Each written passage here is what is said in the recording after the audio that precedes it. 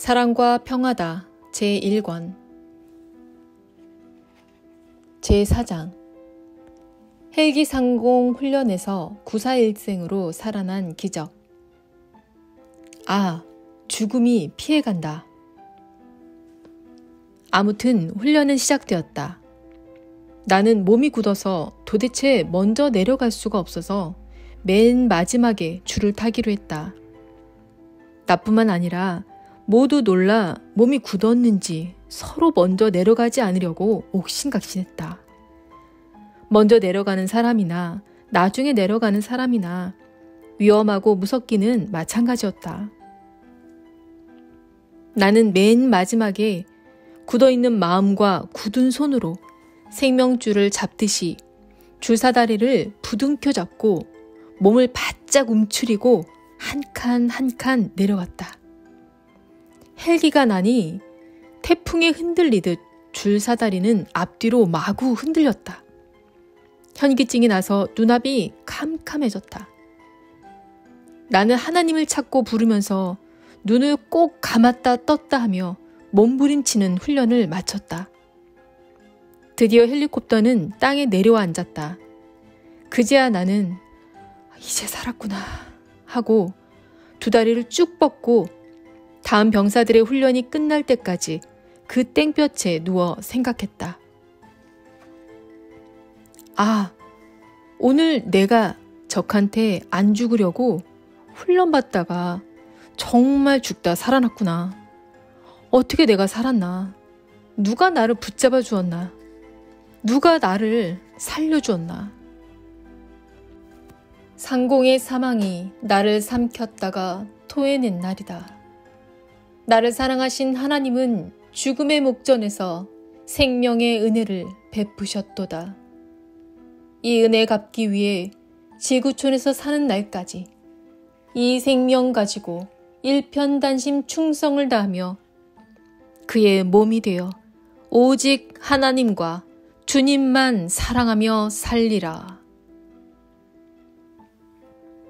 분명히 내 몸이 앞으로 쏠렸었는데 어떻게 떨어지지 않았을까? 헬리콥터 문의 레일은 볼펜 굵기의 철 레일이었다. 거기에 군화 뒷굽 바닥 끝이 걸려 떨어지지 않았던 것이다. 100번을 연습한 후에 해본다 하여도 군화 뒷굽 바닥 끝이 레일에 걸릴 수가 없는 일이다. 군화 굽의 각이 약간만 닳았어도 걸리지 않고 바로 넘어갔을 것이다. 또 25kg 이상의 군장을 짊어진 데다가 내 몸이 65kg이 되니 총 90kg 이상의 무게가 이미 앞으로 쏠렸기에 누가 그 순간 나를 잡았다 해도 같이 딸려가서 떨어질 수밖에 없는 상황이었다. 어떤 전우는 내가 미끄러질 때 떨어진 줄 알았다고 했다. 만약 내가 안전벨트를 매라고 했을 때 전우 중에 한 명이라도 매지 않았더라면 헬리콥터가 회전하면서 기우는 순간 의자에 앉은 전우가 떨어져서 내가 헬리콥터 레일에 기적적으로 붙어 있었을지라도 뒤에서 나를 치고 같이 떨어졌을 것이다. 그러면 나는 여지없이 떨어질 수밖에 없었다. 나는 예감이 있어 안전벨트를 매라고 했을 때 모두 맸기 때문에 전우들도 살고 나도 살게 되었던 것이다. 전우의 생명을 염려하고 보호해 준 것이 내 생명을 보호한 것이 되었다. 인생을 살아가는 동안에 자기만을 위해 살지 말고 이웃 형제를 위해서도 살아야 되겠다고 절실히 깨닫게 되었다. 전우들의 생명을 내 생명같이 생각하니 그로 인해서 내가 살게 되었고 하나님도 내가 그같이 행함으로 나를 도와 살리셨다. 그래서 예수님이 이웃을 내 몸과 같이 사랑하라고 하셨구나 절감하며 이 깊은 진리의 도를 더욱 깨닫게 되었다. 모든 인생들도 그러한 것이다. 흔히 사람들은 자기만 안전하게 살면 된다고 생각한다. 그러나 인간의 삶은 공동체 삶이다. 11명이 한 팀이 되어 열심히 축구를 하는데 자기는 한 번의 실수도 없이 잘했다 할지라도 자기 편에 한 사람이 실수하여 자살골을 먹으면 패하게 되는 법이다. 이같이 지구촌의 모든 사람들은 공동 운명체이기도 하다. 서로를 위해 살아주지 않으면 자기에게 손해가 간다는 것을 깨달아야 되겠다. 단체 생활을 하게 되면 한 사람의 실수로 전체가 해를 받기도 하고, 반면에 한 사람이 잘함으로 전체에게 유익이 될 때도 있는 것이다. 이는 인간이 존재하는 데 있어서 창조주의 절대적 법칙이기도 하다. 그날 살았기에 지금 내가 존재하고 있다. 죽음이 나를 삼켰으나 오직 전능자만이 생명을 구하심을 나에게 보이신 날이었다. 안전사고.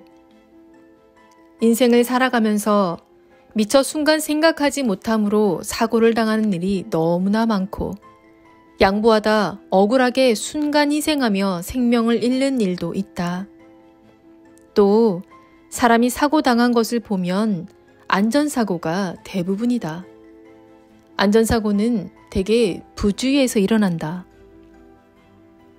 예를 들면 손님들이 재촉한다고 짬뽕 든 철가방을 들고 높은 계단에서 뛰어 내려오다가 뒹굴어 죽은 사람, 신혼부부 사진 찍어주려고 뒷걸음치다가 낭떠러지로 굴러떨어져 어이없이 죽은 사람, 차 뒤에서 볼일 보다가 차가 후진하여 깔려 죽은 사람, 비 오는 날 밤에 길을 걷다가 맨홀에 빠져 죽은 사람, 급하게 밥을 먹다가 기도가 막혀서 죽은 사람, 목욕탕이나 화장실에서 미끄러져 뇌진탕으로 죽은 사람, 순간이면 맬 안전벨트를 매지 않아서 죽은 사람, 나무에 올라가서 떨어져 죽은 사람, 건물 짓다 허공을 디뎌 떨어져 죽은 사람, 지나치게 혈기내다 뇌 터져 죽은 사람, 급하다고 신호 위반하고 가다 사고나 죽은 사람,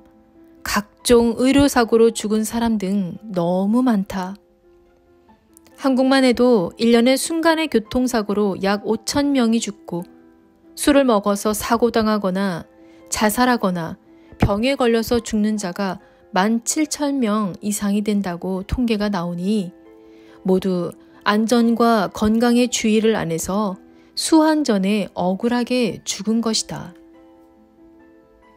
지혜의 잠언 38권 231.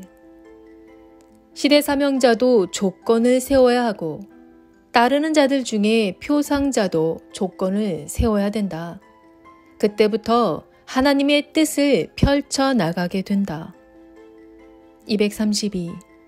그 시대가 보낸 자를 미워하면 따르는 자들의 표상은 보낸 자를 사랑하는 조건을 세워야 하고, 그 시대가 보낸 자를 불신하면 따르는 자들의 표상은 보낸 자를 절대 믿고 따르는 조건을 세워야 된다.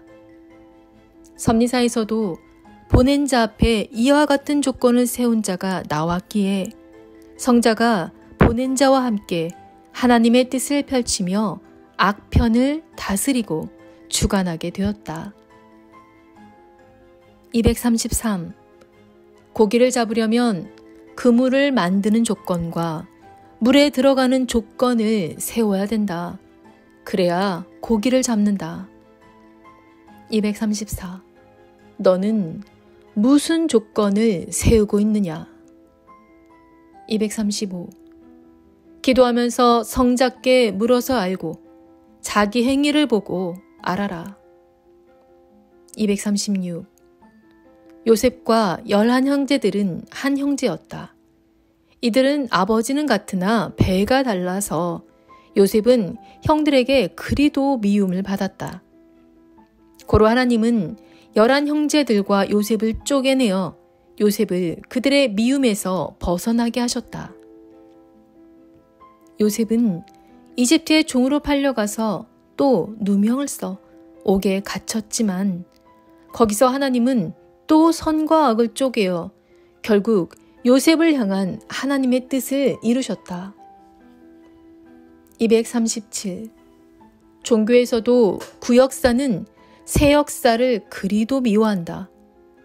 구역사와 새역사는 하나님과 성령님과 성자를 믿는 것은 같으나 삼위가 보낸 자가 다르다. 구역사는 요셉의 배다른 형들과 같은 입장이고 새역사는 요셉과 같은 입장이다. 그래서 새역사는 구역사의 미움을 받으며 요셉의 노정을 걸어간다. 238. 시대의 조건을 세우는 자는 자기 죄 때문에 조건을 세우는 것이 아니다. 시대의 죄 때문이다. 고로 그는 누명을 쓰고 억울함을 당하며 그 시대 사람들의 죄를 대신 지고 가게 된다. 죄 없는 자가 전체를 대신해 조건을 세울 자가 된다. 죄가 있으면 자기 죄로 인해 조건을 세우며 탕감을 받아야 하기 때문에 안 된다. 239. 건물 낙찰은 아무것도 걸리는 것 없이 깨끗한 자에게 해당된다. 240. 조건을 세운 자가 주인이 된다.